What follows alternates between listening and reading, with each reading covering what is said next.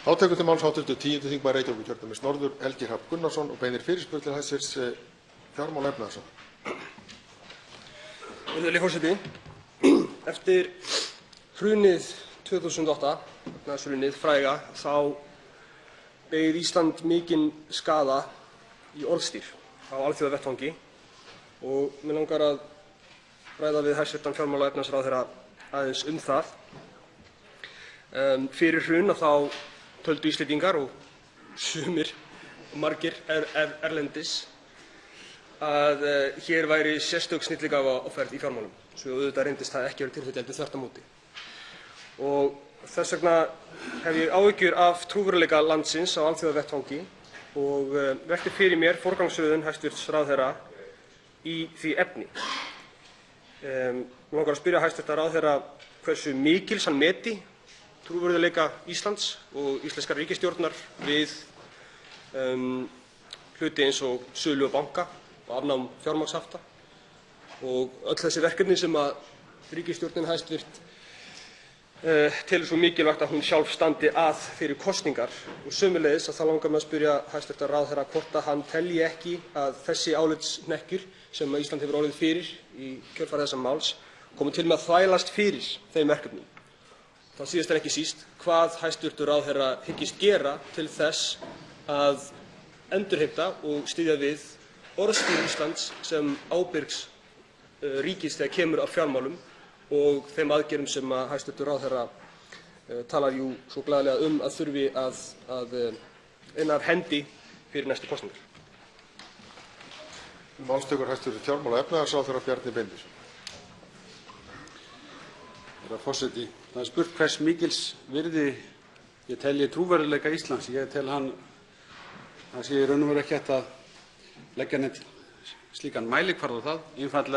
Einfalda svarið er þetta: ég tel að trúverðugleikinn sé gríðarlega mikils virði. Það stendur ekki til að selja banka fyrir kosningar eins og hv. þingmaður virðist telja. Það er bara einfaldlega rangt. Sú athygli sem við fáum núna frá alþjóðlegum fjölmiðlum er gríðarleg. Það er hægt að líta á það sem ógn við trúverðugleika Íslands. Við getum líka skoðað stöðuna og hugsað með okkur hvernig getum við nýtt þetta sem tækifæri. Tækifæri til þess að minna á það að við Íslendingar, við vorum fyrst meðal þjóða til þess að taka þátt í því að undirrita nýjan staðal OECD sjálfvirk upplýsingaskipti skattupplýsingar, að við höfum tekið þátt með Norðurlöndunum í því að gera 44 samninga við lágskattaríki á undanförnum árum upplýsingaskipti samkvæmt beiðni skattyfirvalda, að við Íslendingar störfum samkvæmt CFC-reglum frá því fyrir nokkrum árum sem tryggja að það er enginn skattalegur ávinningur af því lengur fyrir fólk að vera með eignir sínar og tekjur á núllskattasvæðum. Við eyðum þeim ávinningi og við áskiljum okkur að skattleggja einstaklinga og fyrirtæki sem að geyma eignir og tekjur á slíkum lágskattasvæðum með tiltekinni reiknireglu. Þetta er tækifæri til að koma þessu á framfæri við þjóðina og við umheiminn að við Íslendingar höfum verið í sérstöku átaki til þess að eyða ávinningi af þessum svæðum. Þess vegna er það ekki rétt sem hv. þingmaður og formaður Vinstri grænna sagði hér áðan að við eigum að vera í sérstöku átaki til þess að eyða þessum svæðum. Við erum búin að smíða okkar eigin verkfæri til þess að eyða ávinningnum af þessum svæðum og CFC-reglurnar sem að síðasta ríkisstjórn setti, hún beinlínis gengur út frá því að viðurkenna lögmæti félaga á þessum svæðum en tekur til baka allan ávinninginn af því, ekki allan ávinninginn kannski, en bróðurpart ávinningsins af því að reyna að nýta það. Hv. 10. þingmaður Reykjavíkurkjördæmis norður, Helgi Hrafn Gunnarsson, tekur til máls. Virðulegi forseti. Varla velta fyrir hæstv. ráðherra að orðstír Íslands hafi beðið veruleg skaða í kjölfar þessa máls. Og óháð því hvort að bankar eru einkavæddir í sumar eða næsta ári þá skiptir máli að viðbrögðin hér á landi séu skýr og þau séu róttæk og þau séu skýr vegna þess að Ísland hefur núna í dágóðan tíma þurft að vinna upp orðstír sinn eftir hrun. Mikið til af þessum uppgangi í efnahagnum á Íslandi er óneitanlega vegna ferðamannaiðnaðarins, ekki vegna þess endilega að yfirvöld hafi gert eitthvað sérstakt og kannski að kjörtímabili ef út í það er farið.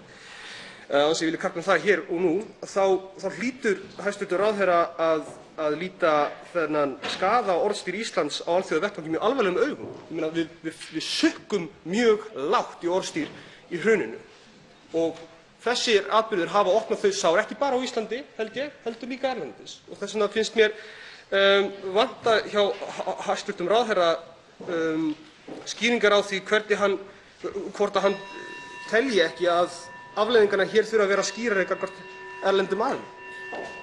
Til máls tekur hæstv. fjármála- og efnahagsráðherra Bjarni Benediktsson. Forseti, við erum annars vegar, þetta er endurtekið að gerast hér. Það er annars vegar sagt hér úr ræðustól að það séu söguleg tíðindi, atburðir sem eigi sér engin fordæmi, afsögn forsætisráðherra og svo hins vegar, það hefur ekkert gerst.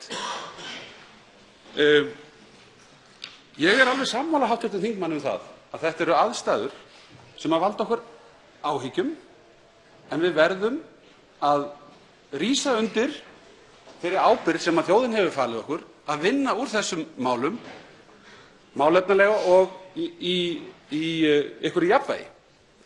Og nú höfum við sagt það verður kosið næsta haust. Þá verður umboð þeirra sem hér starfa endurnýjað og í millitíðinni hyggst ríkisstjórnin vinna að framfaramálum sem hún hefur sett á dagskrá.